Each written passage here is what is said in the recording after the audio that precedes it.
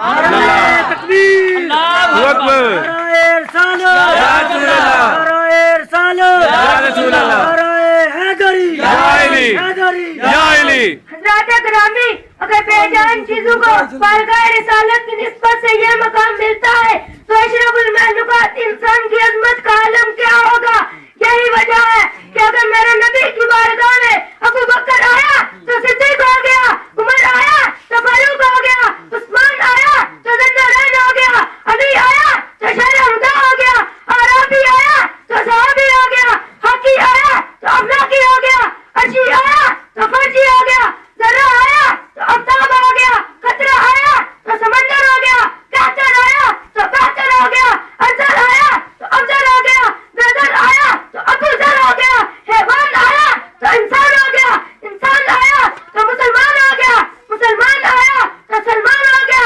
سلمان آیا تو دنیا کا سلطان ہو گیا۔ سبحان اللہ۔ جب ان کو اللہ تعالیٰ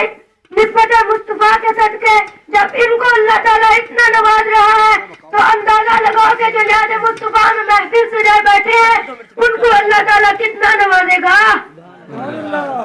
حضرات گرامی، مفسرین نے لکھا ہے کہ جنگ تبوک کے موقع پر حضور اکرم صلی اللہ علیہ وسلم نے کچھ حضرات کو جہاد میں شامل ہونے کی دعوت دی تو انہوں نے کہا آپ ہمیں کچھ مہلت دیں تاکہ ہم اپنے والدین سے مشورہ کر سکیں۔ تو اللہ تعالیٰ نے قرآن پاک کی آیت نازل کر دی، فرمایا النبی العالم بالمؤمنین من انفسہم، نبی مومنوں کو ان کی جانوں سے زیادہ پیارا ہے۔ جن لوگوں نے جنگ میں جانے کے لیے اپنے والدین سے مشورہ کرنے کی مہلت طلب کی تھی، یہ اعلان فرما کر گویا اللہ تعالیٰ نے انہیں ایسے لوگوں پر واضح کر دیا کہ ہم تم پر میرے نبی کا حق تمہارے ماں باپ سے زیادہ ہے، میرا نبی تمہارے ماں باپ سے زیادہ تمہاری جانوں کا مالک اور وارث ہے، تمہاری جانوں پر اتنا احتیاط تمہارے ماں باپ کو نہیں جتنا میرے نبی کو ہے، بلکہ اصل بات تو یہ ہے تمہاری جانوں پر اتنا احتیاط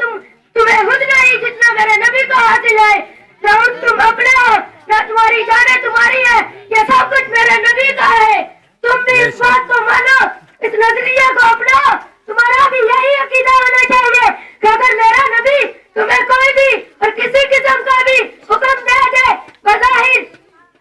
بظاہر اس میں دنیاوی نفع ہو یا نقصان، کمی ہو یا بیشی، تم پر لازم ہے کہ کوئی چونا چرا نہ کرو، بغیر کسی تحریر کے بغیر کسی مشورے کے اسے فوراً تسلیم کر لو، اس لیے کہ جب دکان خریدنے لگو تو عقل استعمال کرو، مکان خریدنے لگو تو عقل استعمال کرو، سودا لینا چاہو تو عقل استعمال کرو، چاندی لینی چاہو تو عقل استعمال کرو، سیاست کرنی ہو تو عقل استعمال کرو، تجارت کرنی ہو تو عقل استعمال کرو، زراعت کرنی ہو تو عقل استعمال کرو، سبق لینی ہو تو عقل استعمال کرو، الیکشن لڑنا ہو تو عقل استعمال کرو، الیکشن کرنی ہو تو عقل استعمال کرو، دنیا کا کوئی کام کرنا ہو عقل استعمال کرو، اور ہر معاملے میں عقل استعمال کرو۔ لیکن جب مقام مصطفیٰ کی بات ہے، احترام مصطفیٰ کی بات ہے، عظمت مصطفیٰ کی بات ہے،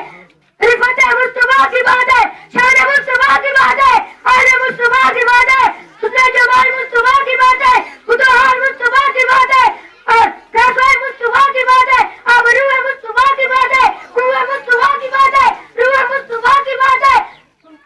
فرمان مصطفیٰ کی بات ہے، اعلان مصطفیٰ کی بات ہے، ذکر مصطفیٰ کی بات ہے، میلاد مصطفیٰ کی بات ہے، تو عقل استعمال نہ کرو، عشق استعمال کرو۔ سبحان اللہ۔ بارگاہ حضرات گرامی، بارگاہ رسالت میں جس نے عقل کو پیش کیا وہ ابو جہل ہو گیا، جس نے عشق کو پیش کیا وہ حضرت ابو بکر صدیق ہو گیا۔ سبحان اللہ۔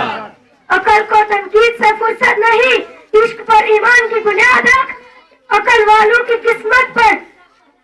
عقل والوں کی قسمت میں کہاں جنو عشق والے ہیں جو ہر چیز لوٹا دیتے۔ سبحان اللہ، سبحان اللہ۔ بسم اللہ الرحمن الرحیم، اللہم صلی علی سیدنا مولانا محمد۔ سب لوگ دعا مانگ لیں۔